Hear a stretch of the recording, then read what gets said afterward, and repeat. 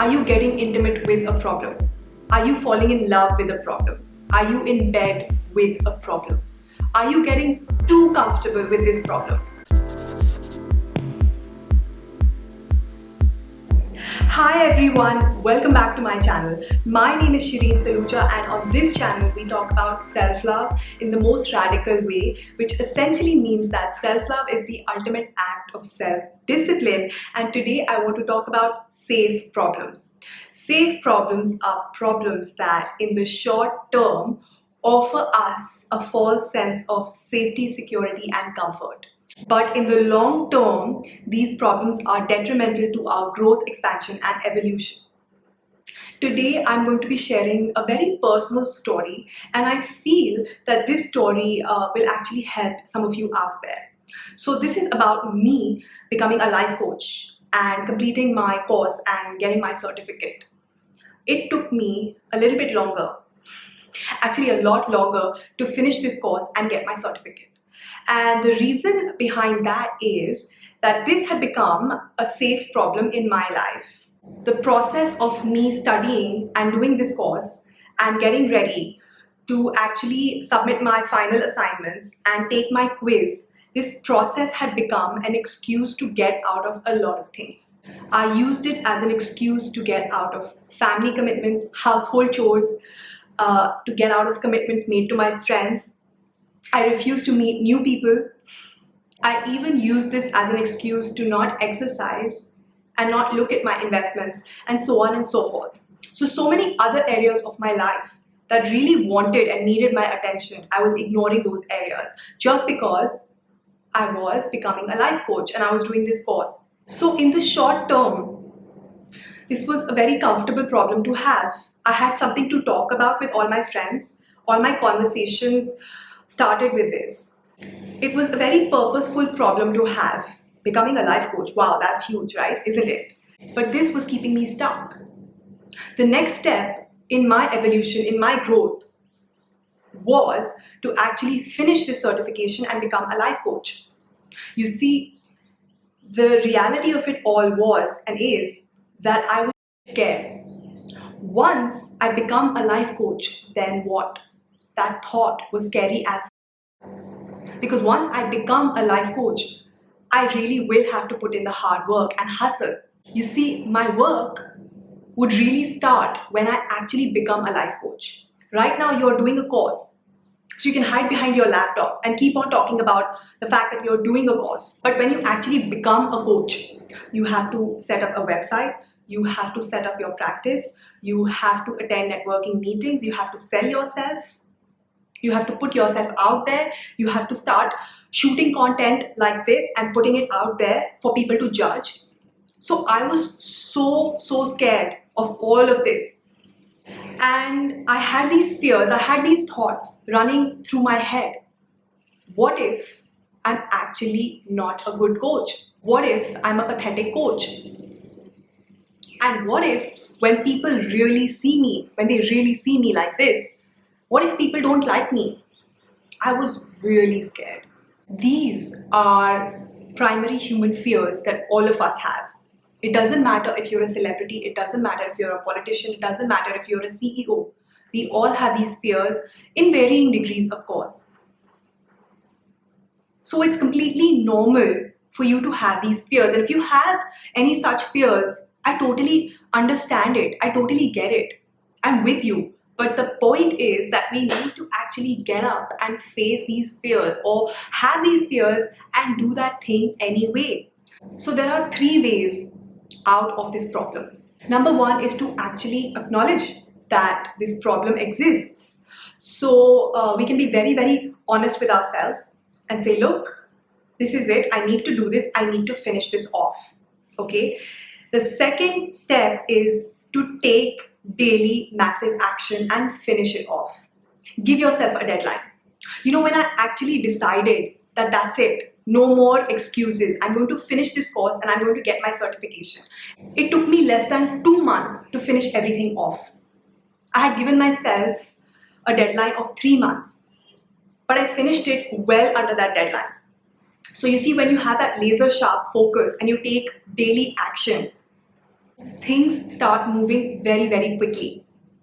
It's just about you making that decision and then committing to taking daily action. And this would then take you to the next step of your growth, of your evolution. And in my case, the next step was, okay, become a life coach, set up your practice, and get your first paid client. That was my goal, right?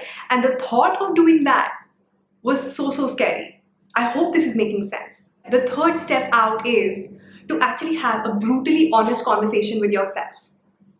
This problem that is now my purpose, okay? Do I even care about this problem? Do I really care about becoming a life coach? Do I really want to become a life coach? If the answer is no, and the best thing is that your heart and your soul, they know. Your heart already knows, your soul already knows. There's no fooling them, okay? So in your heart, if the answer is no, and that no will be very clear, listen to yourself, be brave enough to then acknowledge, okay, I don't really care about this problem so much. I'm just making a big deal of it because it gives me something to talk about. It is my comfort zone.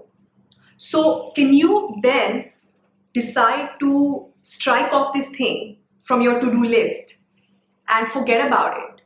And that way you can free up essential time, energy, money, and resources, and you can utilize all of that towards something else, towards other areas of your life that I am pretty sure need your attention, need your urgent attention.